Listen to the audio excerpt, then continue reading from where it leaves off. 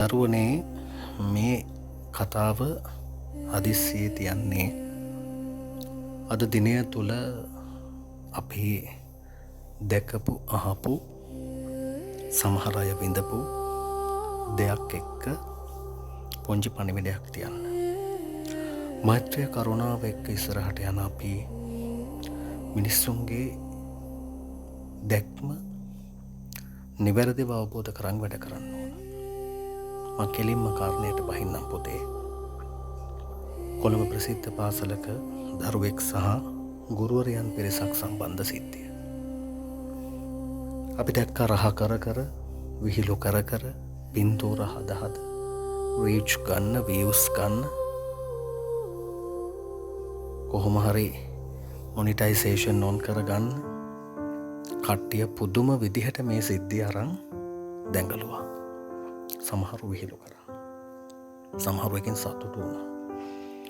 පුතේ හොඳට බලන්න ඒ ප්‍රචාරය කරපු හැම තැනකම තිබ්බේ වෙනත් කාරණයක්. හොඳට කල්පනා කරන්න ඕක අපේ කාට හරි වුණා නම්, තමන්ගේ කාට හරි වුණා නම්, ඔබේ කාට හරි වුණා නම්, දරුවෙක් නැගණියක්, ගුරුවරියක්, කවුරු හරි පවුලේ කෙනෙකුට වුණා නම් කොතරම් අපි අපහසුතාවයට පත් වෙනවද? මේවා බෙදා හරින, මේවා හදන, මේ වලින් යම්කිසි වින්දනයක් ලබන මිනිස්සුන්ට ඒක දැනෙන්නේ නැහැ. ඒ හින්දා අපි මේක බොහොම උපේක්ෂාවෙන් බලන්න ඕන.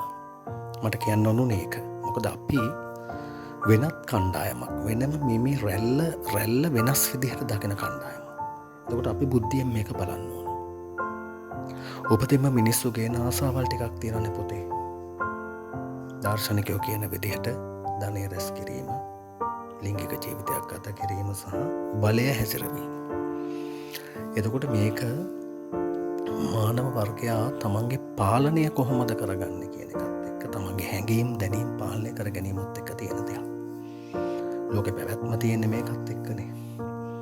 එතකොට ඒක යම්කිසි සාධකයක් ඉතුරු වුණාම මේක ලීක් කරනවා කියන්නේම ඒ මිනිස්සයා මානසික රෝගියෙක්. අපි එතෙන්ට වැටෙන්න ඕනේ නැහැ. ඇත්තටම අපි කරන්න ඕන මේ පිරිස දිහා බොහොම උපේක්ෂා සහගතව බලන එක. මොකද මේ hina වෙන, මේ නටන, මේ බයිලා ගහන, මේ උපදෙස් දෙන ඔක්කොම ඇත්තටම ධර්මානුකූල ජීවිත ගත කරනවද කියන ප්‍රශ්නේ තියෙනවා. දැන් ගත කරනවා ඇති. නමුත් ඒ කාලේ සමහරලාවට මොනව කරා කියලාද දන්නේ නැහැ. ඒ අතීතය අමතක කරලා මිනිස්සු මේ කටයුත්තේ යෙදෙන්නේ. මෙතන ගුරුවරියන් වැරදිද, ළමයා වැරදිද නැද්ද, ඒවා අපි ඉස්සරහට කතා කරමු. හැබැයි මේ සිද්ධිය අරගෙන හැසිරෙන විදිහ කොතරම් හානියක් කරනවද මේ සමාජයට? මේක බලන දරුවන්ට මොන වගේ ආදර්ශයක්ද මේ දෙන්නේ?